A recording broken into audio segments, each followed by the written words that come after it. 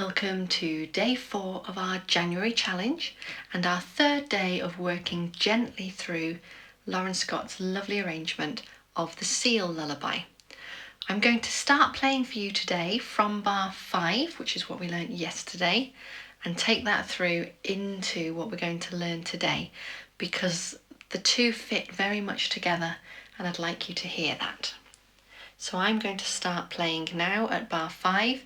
You just sit back and listen and maybe follow a little along on the music. Here we go.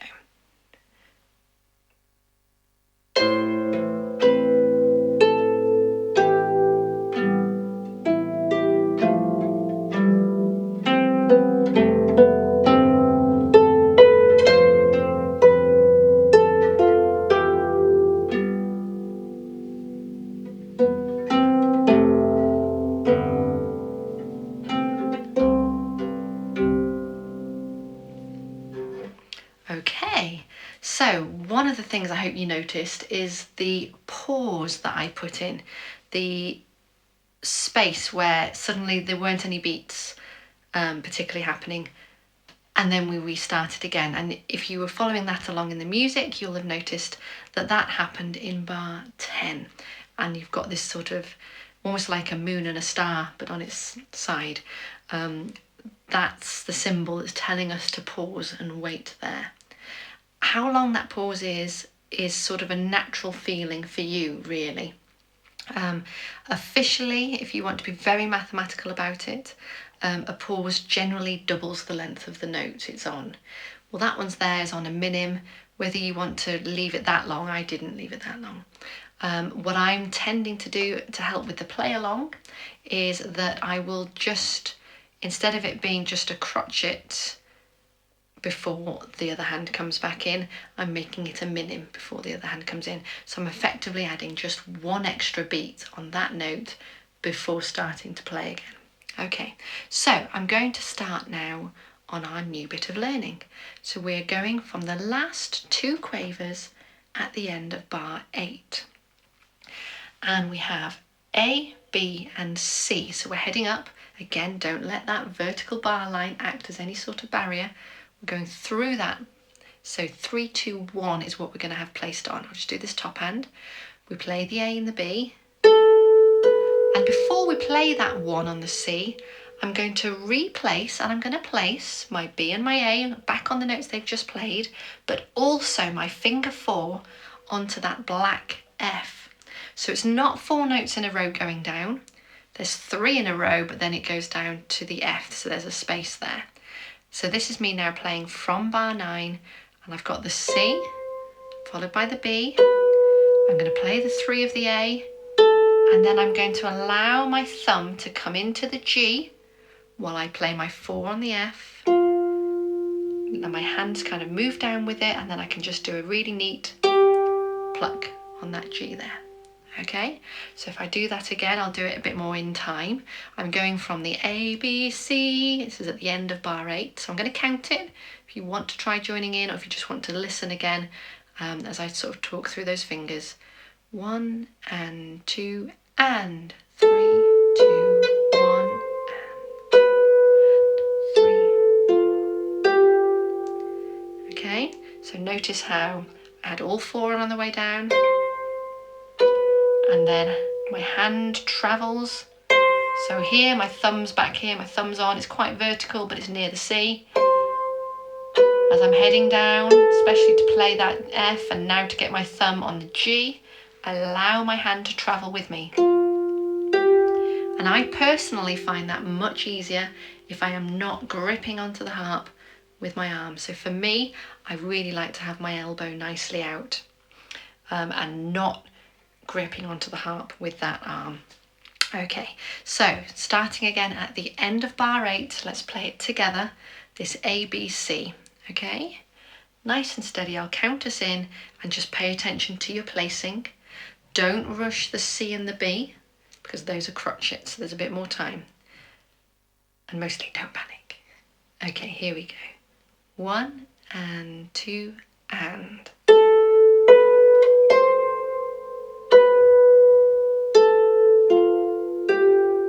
Did you do it? Try it one more time. A, B, C. Fingers 3, 2, 1, and then we're going to get all the fingers on with the 4 being a bit of a stretch, and then our thumb moving down to the G. Here we go. 1 and 2 and.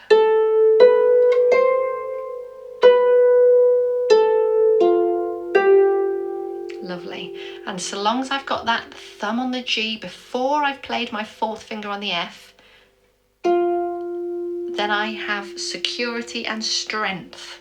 Because my hand is nearby, I've got something for my thumb to aim towards to pluck that thumb over and onto. Okay, I'm just going to put the left hand underneath that section. So da da dee, as I land on that C at the top, my left hand is going to join in. Again, I've got an F and a C. If you remember yesterday at the end, we did a low F and C. This time it's middle C with my thumb. And if I just again allow my hand to open up, so I've aimed with the thumb, I'm not worrying about my 3rd finger, I'm trusting it to open up onto that F. And then I play the F and the C. Bit of time. Now again, I can move down 1 with my thumb, open up a triad. These are the same notes you played yesterday. They're in that bar 6. It's the lowest note is an E, and then we have a G and a B together. But if I aim with my thumb and allow the triad to open up and trust it, I can play these right notes really well, and I play finger 3 without bouncing off, and then I play 1 and 2 together. Okay, so if we just do that left hand, this is bars 9 and 10. I'll count us in 1 and 2 and 3 and 2 and 3 and. And if you notice what I did, very calmly, without any big movements at all, because it's just next door, in that counting, in that space, I just moved my hand ready to what came next.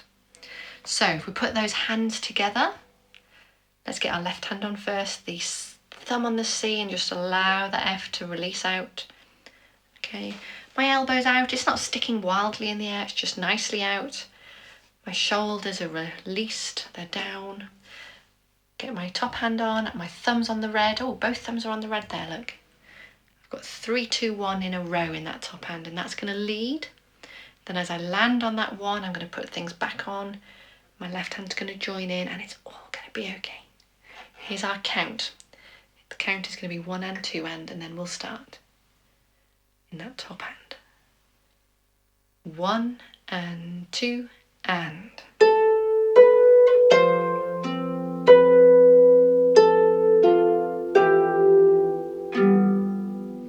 Okay, should we try that again?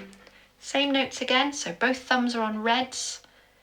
Got A, B, C in the top, that's 3 in a row. Left finger 3's down on the black, and we'll count it in again, same count.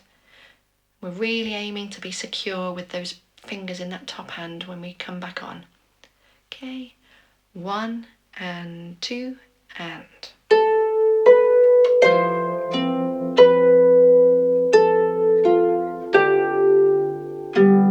Okay, I played a wrong note there in the left.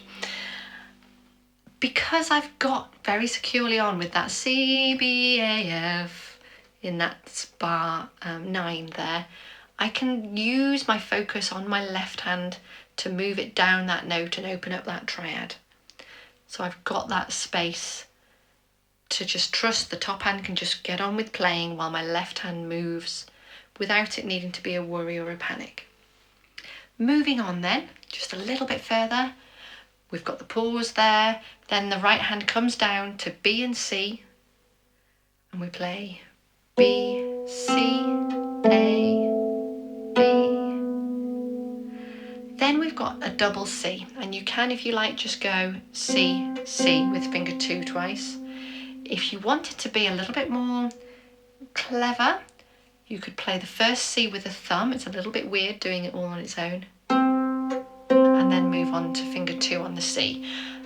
It doesn't matter too much at this speed, but when we have repeated notes 2 in a row of the same note,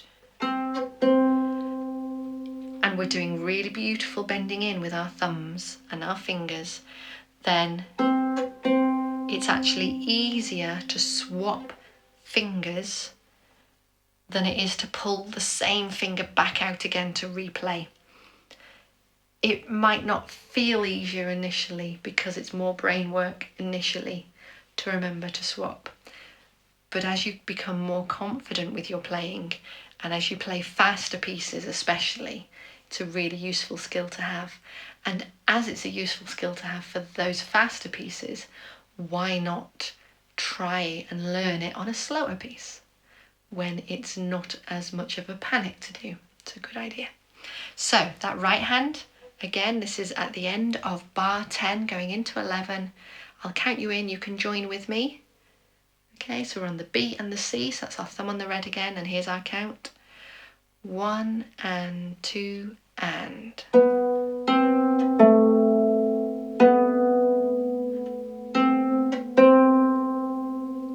Okay, the most important thing there, whatever you do with that double C, is to end with a finger 2 on the long C in bar 12, on that final C.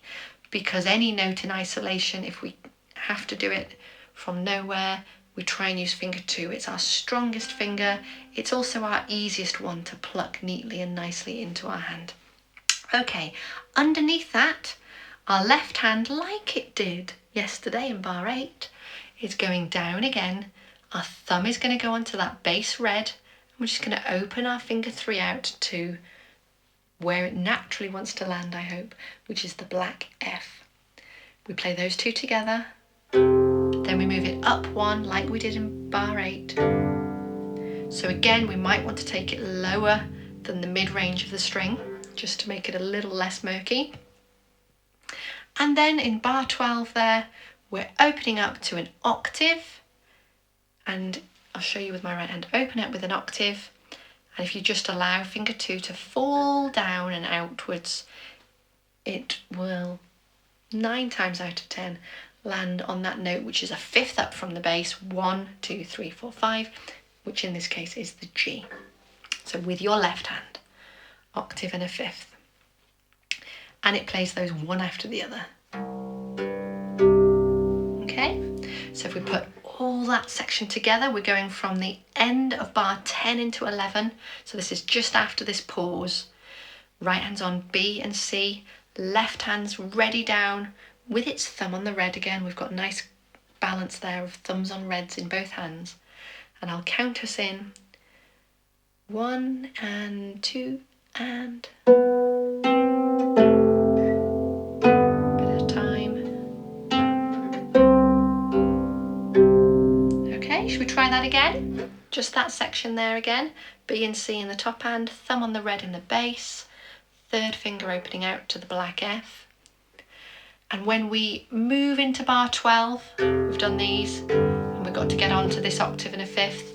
Be quite firm in your placing because there's vibrating strings down there, and any string that vibrates against your fingers will sound buzzy. But if you're firm as you go on, you'll be able to stop that vibration sooner and stop it dead to allow your firm hand on there. Okay, here we go. After a count in again. Ready? Breathe in and out and release your shoulders. 1 and 2 and.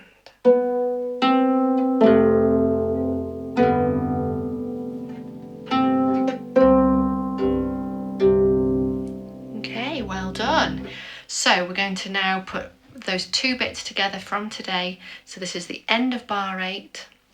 Okay, so when we get to that pause bar, there's just going to be an extra beat. I'll count it through, and hopefully it'll be clear when to come in again, just for us, the sake of playing it together. So here's our count in. I'll give us a 1 and 2 and we're starting on this A, B, C, which is at the end of bar 8, okay?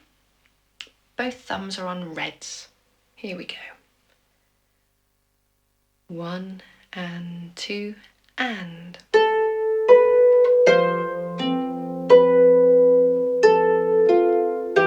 And 2 and wait and.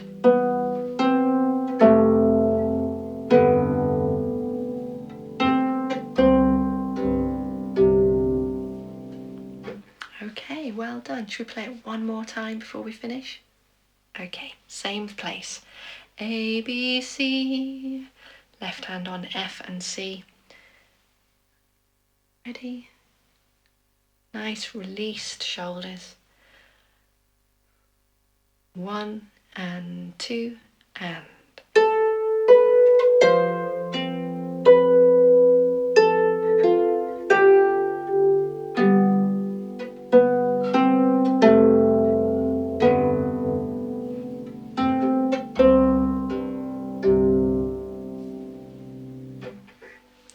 Well done.